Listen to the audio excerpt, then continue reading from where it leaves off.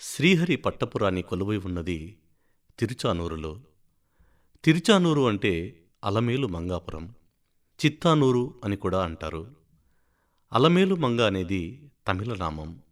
అలర్ అంటే పద్మం, మేల్ అంటే పైన, మంగై అంటే ఆసీనురాలైన యువతి అని అర్థం.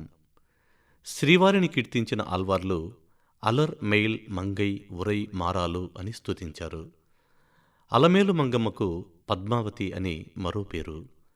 అమ్మవారి ఆలయానికి దగ్గరలోని సరోవరాన్ని పద్మ సరోవరం అని పిలుస్తారు.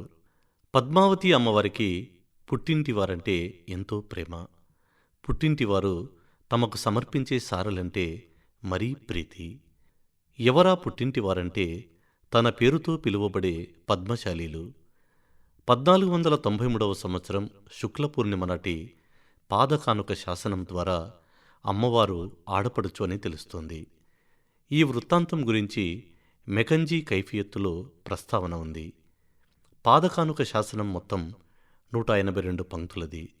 ఇదే పద్మశాలీయులు తాళ్లపాక తిరువేంగలనాథులు అంటే చిన్నన్నకు గురుదక్షిణగా 10,000 వరహాలు ఇచ్చినట్టు దానశాస్త్రం చెబుతోంది. ఆ 10,000 వరహాల గురుదక్షిణకు తోడుగా తాళ్లపాక చిన్నన్న తన భాండారం నుంచి మరొక 10,000 జత చేసి చంద్రగిరికి తూర్పున ఉన్న ఆళ్లగట్టు అనే బలపపు రాతి కొన్నట్టు, దానిని జాతికి అంకితమిచ్చినట్టు శాసనం రాయించాడు. ఆ రాతి గనిని ఎలా వాడుకోవాలో, దానివల్ల లభించే పుణ్య ఫలితాలు కూడా పొందుపరిచాడు.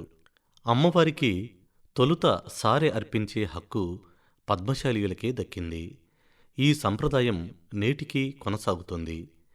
పద్మావతీదేవి అమ్మవారి బ్రహ్మోత్సవాల్లో టీటీడీ వారి సౌజన్యంతో సింహవాహన సేవ వేళ ఈ కార్యక్రమం అత్యంత భక్తి శ్రద్ధలతో నిర్వహిస్తారు. తిరుమల తిరుపతి దేవస్థానం వారు తిరుచానూరులో పద్మశాలి సంఘం, చిత్తూరు జిల్లాలో సామూహిక వేద ఆశీర్వచనాలతో సత్కరించడం ఆనవాయితీగా వస్తుంది. నారాయణవనం, అహోబిలం ఆలయాల్లో సైతం పద్మశాలి వారు పుట్టింటి సారే అమ్మవారికి సమర్పించి కృతజ్ఞత చాటుకుంటున్నారు.